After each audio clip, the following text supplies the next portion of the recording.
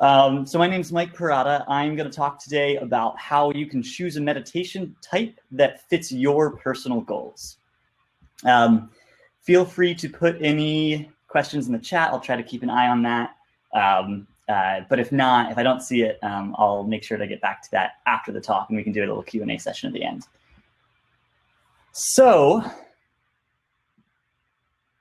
there we go. Who am I? So I want to talk about who I am first. My name is Mike. I am not a scholar of meditation. I'm not a monk. I have friends who are both. They can do a lot more justice to talking about the history of meditation and the different nuances of different meditation styles. But I am a daily meditator and I'm a scientist. So I'm coming to you with that experience. I've meditated every day this year. I hope some of you can say the same, since it's just a day and a half so far. And if not, then hey, you can start today. No worries about missing yesterday.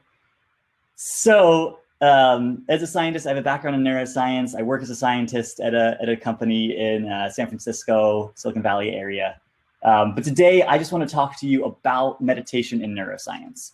So there's some cool stuff that brain scientists have learned about meditation by studying different meditation styles. And they found that there's different groups of meditation techniques that give you different benefits. And so they can see, using brain imaging techniques, they can see differences in your brain that reflect the different types of meditation you're doing. And of course, these changes in your brain manifest in different behaviors, different actions in your life. And so by understanding what changes are happening in your brain, and by understanding what style of meditation leads to those changes, you can pick a specific style that fits your own personal goals. So we're going to go through a couple of those different styles and figure out which one's for you. First, though, I just want to talk about why you meditate. So let's just take a step back and ask, why do you meditate? So answer this for yourself. A few answers other people have given me is because they want to have better focus. Maybe it's because they don't want to get distracted during a conversation, or maybe it's even, during talks like these. You're going to many sessions today, perhaps, and they're all virtual. And I'm sure at some point or another, you'll find yourself checking your email, and all of a sudden you realize you have no idea what's going on in the talk, and you try to go back, but you've already lost your attention there. And it's hard. It's a thing to work on, to be focused and staying on this one tab, figuratively or literally. And so that's something that you can work on through meditation, and we'll talk about how in a second. Other people try to meditate to be able to study more effectively or read in a noisy room while people are talking. Maybe they want to act quickly in the face of danger. So maybe, a car crash happens right in front of you. And are you quick enough to swerve out of the way, or are you so scared you lock up and you get involved as well? Some people want this increased awareness. They want to be able to know everything that's going on around them, or deal with depression, anxiety, stress, some other mental illnesses. These are things that so many people deal with, and that's a lot of people's reason for meditating, or helping with their sleep, or some people even want pain tolerance. So with this in mind, I hope that you took a second to answer why you meditate, and then let's look at the different styles of meditation and which ones will get you to these benefits. So we're going to talk about two groups of meditation styles. They're called focused attention meditations and open monitoring meditations. And the thing I want to say first is that these are not perfect groups. Not every type of meditation fits into one of these groups. Some are combinations of these two styles. Some kind of sit outside these styles. But it's very useful to talk about a meditation as being a focused attention meditation or an open monitoring meditation, because, as we'll see soon, there are different changes in your brain for each of these styles that's shared across the different meditation techniques that fall into each group. So a focused attention meditation is one in which you are focusing on a single point and you're trying to let go of everything else besides that one point. So in mindfulness meditation, the meditators focus on their breath. That might be the feeling of your lungs filling up, or maybe the feeling of the breath leaving the nostrils. Or in Hare Krishna, the meditators focus on the chant that they're chanting throughout the meditation.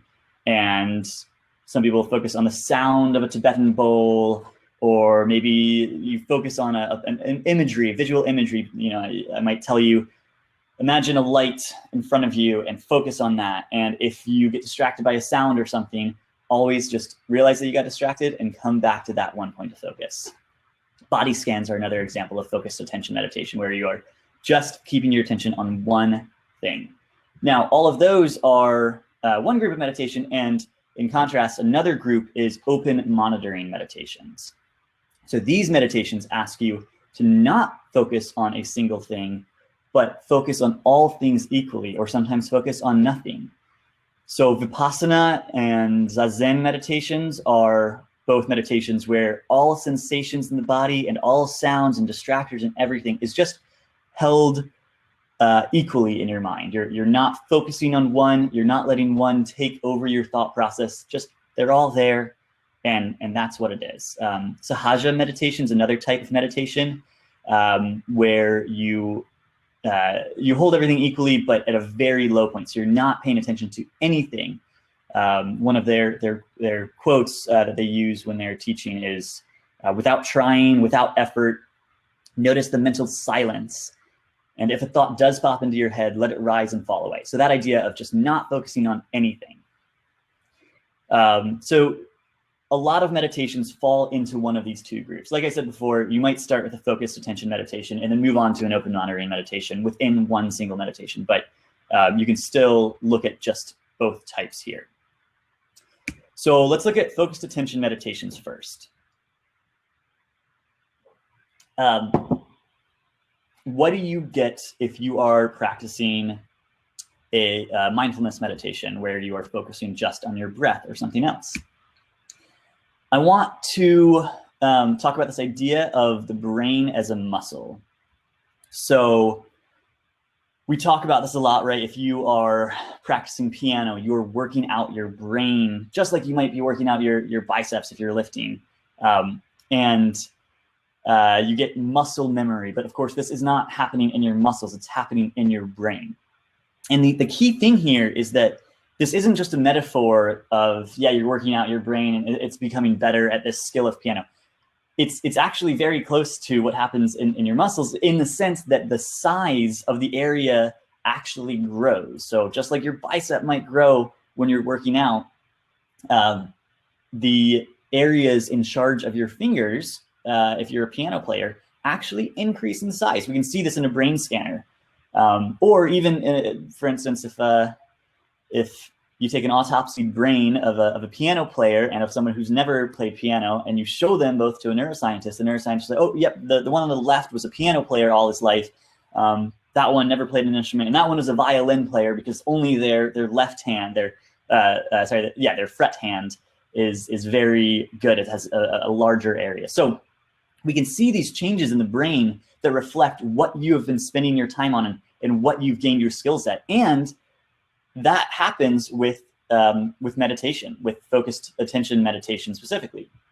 So when you are focusing maybe 20 minutes every day, or maybe even less, maybe more, hopefully, but you're spending all that time just focusing on one thing, you see a growth in your brain where the anterior cingulate cortex, the attention network in your brain, is actually larger than that in someone who has not spent time practicing focused attention meditations. So I just want to highlight how cool this is. You can't sit down on a meditation mat and just think, I want my biceps to get bigger, or I want my hands to grow larger. And you can't change physical parts of your body just by sitting down and thinking, except in your brain. That part of your body physically grows in size just by you sitting there and thinking, which I think is super cool. One of the other things here that the neuroscientists are able to comment on is the amount of energy your brain devotes to these parts. So your brain might say, hey, Mike, I see that you're practicing a lot of focused attention meditation lately. I'm going to divert a lot more blood flow to that part of your brain so that it can do its job better. And that happens with piano players too. The part of their brain that controls fingers gets a lot more blood flow towards it. It gets a lot more energy from that blood. But what's amazing and what's very interesting to me is that after you go from becoming pretty good at piano and getting more and more energy diverted to those finger areas, you end up going to an expert piano level and you get less and less energy. Your brain says, actually, you've become so efficient at this that we don't need to give you so much blood. And the same thing happens here with these focused attention areas. So the bottom line is, if you practice focused attention meditation, not only does the area of your attention network grow in size, but you become more efficient so that your brain doesn't have to devote so much energy to that area for you to become focused on something. So that's very cool. All of this, of course, is just saying that, yes, you are growing your focused areas, you're growing your attention areas when you sit down and you practice focused attention meditations. What does this apply to in real life, though? Are there studies that look at what happens outside of your brain when you have these brain changes? And there are. So we're going to look at this first study. This neuroscientist called Dr. Davidson took a bunch of people. Some were meditation experts and some had never meditated. And he put them in a brain scanner. He said, hey, go ahead and meditate. And then out of the loudspeakers, he played a very loud scream, kind of like Psycho. And he saw what happens to these people and what happens inside of their brain when they get scared during their meditation. So first, let's look at the non-meditators. So the non-meditators, when they're sitting in the brain scanner meditating, they have some amount of focus going on in their ACC, their anterior cingulate cortex, and the meditators have a lot more focus. So that's nothing new. That's what we expect. But now what happens when something scary happens and distracts them? The non-meditators lose focus. We can see in the brain imaging that there's not activation in that area anymore. And instead, there's a lot of activation in the amygdala, which is related to fear. So they lose their focus and they become very scared. But the meditators who are in the brain scanner do not lose their focus, and they only get a little bit of activation in their amygdala. So what I want you to take away from this is that if you are a focused attention meditator, something can happen to you. You can get scared and not lose your focus, which, think about the example of driving along the road and the car crash happens in front of you. If you have practiced focused attention meditation, you might have a better chance at staying focused on driving and not losing all of your focused attention, not losing that high focus in your brain, and instead swerving out of the way. So that's great. There's also more studies that I'm not going to go into right now that look at what happens when you're not meditating, but just during the day. Otherwise, are you able to answer questions in the face of emotionally distressing situations? So, maybe you're in front of a big audience and they're asking you scary questions. Is your heart pounding? Or are you able to stay calm and focused on answering the questions anyway? And of course, the answer is focused attention meditators do better at that. So that's all great. Now I want to talk about some of the benefits of open monitoring meditations. And to start that, let's see, I'm going to try to share another screen because I wasn't able to get this animation to play in my slides, but let me see if I can. Oh. Can you tell me, please, if you're able to now see? Actually, I can see it. I can see it on my screen as well. So yeah, so now I'm in a Chrome tab. Let's go to this animation. I don't know how well this will work. So you can go to this this URL I'm going to post in. Oops. in the chat. So you can go to that yourself, or you can watch on the screen, but there's probably a little bit of a lag and that might mess it up. So this is a test, a neuroscientist test that's called attentional blink. So the question here is, after each time this says ready, tell me two things. One, does the letter X ever appear on each trial? And two, which letter is it that is white?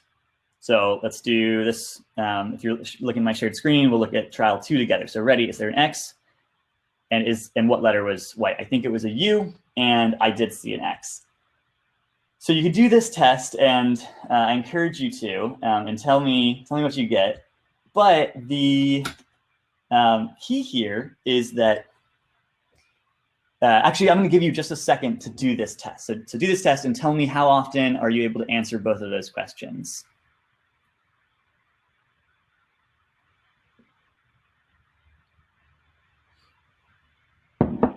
Okay, now I'm going to tell you the trick is every trial does have an X in it.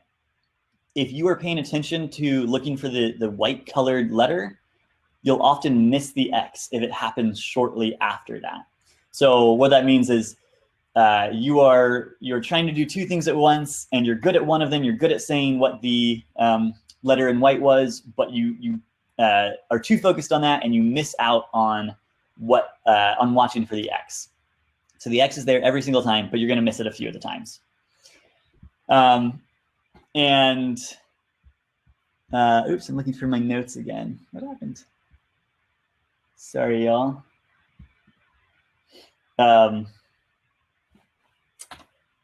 Just give me 1 second because I've got some notes and they're not showing up anymore. Okay, thanks for your patience. So what's happening is you're focused on one thing and you miss another thing. And the question is there a way to get better at not missing one thing? Can you focus on two things at once? Can you pay attention to both at once? And the answer is yes. If you practice an open monitoring meditation like Zen or Vipassana, where you're not focusing on a single thing, but instead trying to be aware of all sensations equally, you end up getting better at this. So there are brain studies where people have shown, yes, if I take an open monitoring meditator versus somebody who is not a meditator or a focused attention meditator, and I have them do this test, I can see the people who are open monitoring meditators are good at catching both things at once. They miss the X less often. So yeah, so think about that. Think about, is that something that you want? What does this apply? How does this apply to your life? Maybe you are focused on a TV show you're watching or a sports game that you're watching, and something happens, your dog jumps up to eat your food. Are you able to catch both at once, or are you just focused on the one thing, like a focused attention meditator might be, and so you don't see your dog eating your food? So this is the idea of expanding your awareness. Can you be good at all things at once? Moving on to a couple of the other benefits of open monitoring meditation. One of them turns out to be pain tolerance.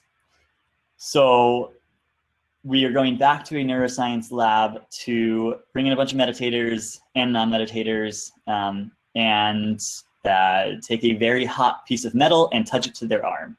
I know a lot of these are stressful experiments. This happens to be the same lab as the guy who scared a bunch of people with the loud scream while they were meditating.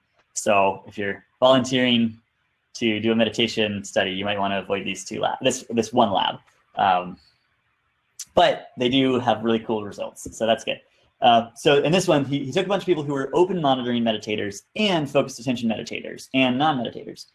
And what he did was he put them in a brain scanner and had he burned them just slightly a little bit with this hot piece of metal against their arm. And what he saw was that these non-meditators, as well as these focused attention meditators, had high fear in their amygdala. They had a lot of activation in their amygdala right before they got burned. So when they were anticipating the pain, when the researcher was coming at them with this metal that was burning hot, they were very scared of that. Whereas the meditators, the open monitoring meditators specifically, only had low levels of activation in their amygdala. So already before they get touched by the metal, the meditators are less stressed, less scared than the non-meditators.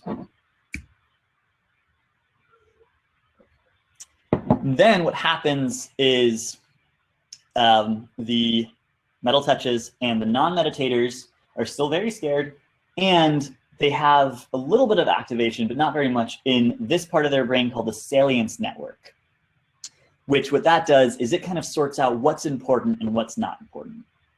Do I care about that signal that's coming in? And I'm going to say what that means in a second, but I want to tell you that the meditators had low levels of fear still, but they had a lot of activation in their salience network that's sorting out what's important and what's not. And when the researchers asked both groups of people, how much did that hurt? How much pain did you feel? And how much did that like scar you emotionally? How much did you feel emotionally hurt by that? And although both groups said, yeah, that hurt, there was pain from that hot metal rod on my arm, don't do that again, please. The meditators said, but it didn't really bother me. I felt the pain, but I didn't care about it. Whereas the non-meditators or the focused attention meditators really didn't like it. And the key here is that the salience network in the meditator, the open monitoring meditator, has been worked out so much that it can sort out what's important. And it says, there's a hot thing on my arm, I don't like it, but I'm not going to pay that much attention to it. These people sit down and practice for 20 minutes a day, paying attention equally to all sensations and not focusing on a single thing. And so it turns out their brain is better at tolerating pain and saying, I don't have to care about that. I'm not scared of it, and it's not going to hurt me more than a little bit of pain. So there's some cool findings there from this brain research. Now, pain tolerance, I don't think anybody would say that's a bad thing. Nobody wants to turn down pain tolerance, but there's also some more practical applications, which have to do with mental illness. So according to NIH, 1 in 5 adults have a mental illness in the US, which is a very big number. It's a very serious thing that we don't talk about enough. And there are some improved ways recently, which are helping people, which is great. So for instance, depression, there's a lot of new medications that are a lot better than old medications. And these work very well for some people, not for everybody. And I don't want to discount medications, because medications can be very powerful and very good, but it's not for everyone. And so the more options we have for helping decrease depression, the better. And it turns out that one of those is meditation. So backing up, so this study took about 200 people and who had depression, and divided them into 2 groups, and 3 groups. And one group was people who went down this path of medication. So they took 200 people, all of them had depression. A third of them got given medication that they would normally be given. A third of them got given placebos, sugar pills, and then a third of them got given no medication, but were taught a meditation course. And what happened is, of course, the people taking placebos, taking the sugar pills, had more relapses. So these are people who came in for a depression clinic, and then we record the researchers record how often they come back because they had a relapse in their depression.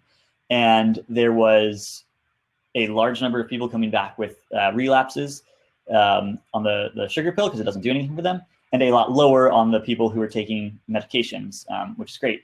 The meditators had as few relapses as the group of medicators. So the people who were taking medication had exactly the same amount of help from their pills as these people who took the meditation class had. So that's really big. There's a lot of personal variance. It's not for everybody. It's not the magic key, but it's something that can help. And one of the reasons behind this is the amygdala, this part of your brain that's key in a lot of emotions like fear and anxiety. is smaller. So again, this is a case of you are changing the physical structure of your body by sitting down and meditating. So this leads to a lot of different benefits. There's depression, anxiety, and stress are related to this. So there are studies, brain studies, that show that these are a lot lower. All right, we're just about out of time. So I just want to return very quickly to this slide. So why are you meditating? Hopefully, again, you answered some of these questions. And if you're able to digest all of this, the ones on the left here are focused attention benefits, and the ones on the right are benefits you get from open monitoring meditations. So if all of your answers were increased awareness, deal with depression, anxiety, stress, help your sleep, pain tolerance, sit down and don't focus on anything and just be aware of all things equally. If you want the left hand, then focus on something. I personally want all of them, right? Who wants to choose from this list of great benefits? And so I do half and half, and I think that's a great way to practice meditation. Start with a focused attention meditation where you're focusing on your breath for 10 minutes, really work out that attention network, and then spend the next 10 minutes not paying attention to anything, letting all things take up equal space. Okay, so the other just tip here, of course, is to start today. You know, it's no time to start like now. I know we only have a minute, but I see two questions, both about guided meditations. So great question. It depends on what the guide is telling you. So oftentimes they are focused attention meditations. So oftentimes a guided meditator is telling you, maybe they're leading you through a body scan and they're having you focus on one thing. But it could be the case that the guided meditation is telling you, hey, don't pay attention to anything at all. So next time you listen to a guided meditation, ask yourself, are they telling me to listen to one specific thing, or to not pay attention to one thing, but instead to be open to all emotions? And so it's different for different meditations. Thanks, everybody. Thanks for the organizers for Momentum 2021. I appreciated this chance. I'm happy to stick around for a minute. I'm not sure if this is going to boot me for somebody else, but if anyone has a last minute question, feel free to throw it up in the chat. Thanks all for attending. Shreya asks, transcendental meditation. Transcendental meditation is a focused attention meditation most of the time. So I know there's different exercises you do in TM, but when you start TM, they often start with focusing on breath, and then later on they'll give you a mantra, a syllable that you chant during some of your meditations, and both of those are focused attention meditations. But I know there are advanced techniques in transcendental meditation, Shreya, so it might be that some of those lead into open monitoring meditations, but I can't speak to that. Thanks all. Yeah, I hope some of you do feel inspired by this and are excited to go meditate.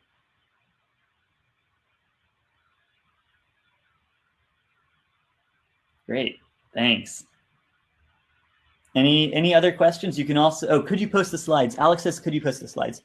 I can post the slides, but I think what'll be better is if I post this article I wrote that heavily inspired this. So let's see, meditation. One second, Alex, I'm just gonna pull up my article. Just because my slides were mostly just pictures that I pulled from my article, and so you will get a lot more from this instead of my slides. So Alex, there you go. Also, I wish I had time. I knew I wasn't going to, but I wish I had time to talk about breath, because there's a lot of neuroscience behind breath, and it ties in a lot with focused attention meditation, especially. And so let me post my article there in case anybody is curious about what brain science has to say about breathing exercises.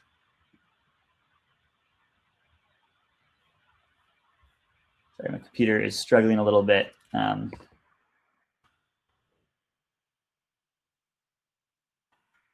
All right, here we go. And then there you go. Yeah, Alex, I agree. It is cool. Okay, well, thank you all. Any last questions, feel free to post them. Otherwise, we should go listen to some other great talks. Thanks again to organizers Momentum and everyone for sticking around.